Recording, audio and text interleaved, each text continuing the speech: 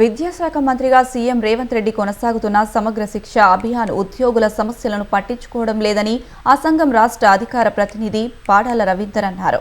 ప్రభుత్వ వైఖరిని ఖండిస్తూ ఆదిలాబాద్లోని ఎన్టీఆర్ చౌక్ వద్ద ఉద్యోగులు వినూత్నంగా నిరసన చేపట్టారు. సీఎం, డిప్యూటీ సీఎం, మంత్రుల మాస్కులు ధరించి ఆందోళనలో పాల్గొన్నారు. ఇప్పటికైనా ప్రభుత్వం స్పందించి ఇచ్చిన హామీలను నెరవేర్చాలని డిమాండ్ చేశారు.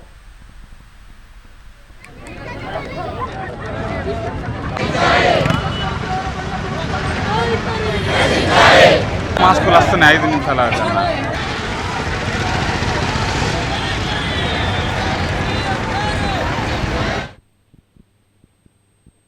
ఒక సెకండ్ కూడా బడి నడిచే పరిస్థితి లేదు. అయినా మేము పిల్లల శ్రేయస్సు కోసము, సంక్షేమం కోసము 2-3 నాన్ టీచింగ్ స్టాఫ్ని అక్కడ ఉంచి పిల్లల బాగోగుల కోసం చూస్తుంటే మీరు బడులు చక్కగా నడుస్తున్నాయి, ఎలాంటి ఇబ్బందులు లేదు అని అనడం తప్పు.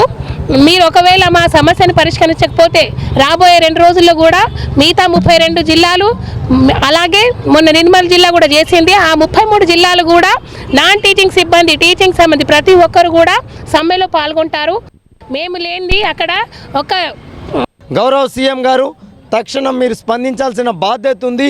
23 రోజుల సమ్మె, 4 రోజుల రిలే నిరాహార దీక్ష, 27 రోజుల పోరాటం జరుగుతూ ఉంది.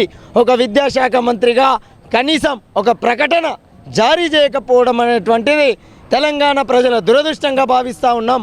ఇక్కడ ఇన్ని వేలాది మంది పోరాటం చేస్తూ ఉంటే మీరు స్పందించకుండా ఒక విద్యాశాఖ మంత్రిగా, ఒక ముఖ్యమంత్రిగా ఏం సందేశం ఇస్తున్నారు ప్రజలకని మేము అడుగుతూ ఉన్నాం. మీరిచ్చిన మాట తప్ప ఒక్క అక్షరం కూడా మేము ఎక్కువ అడగడం లేదు. మీరు రెగ్యులరేషన్ అన్నారు, ఇచ్చి తీరాల్సిందే. మీరు పే స్కేల్ తక్షణం అమలు చేసి తీరాల్సిందే. రిటైర్మెంట్ బెనిఫిట్స్ ఇవ్వాల్సిందే. మరణించిన వారికి కూడా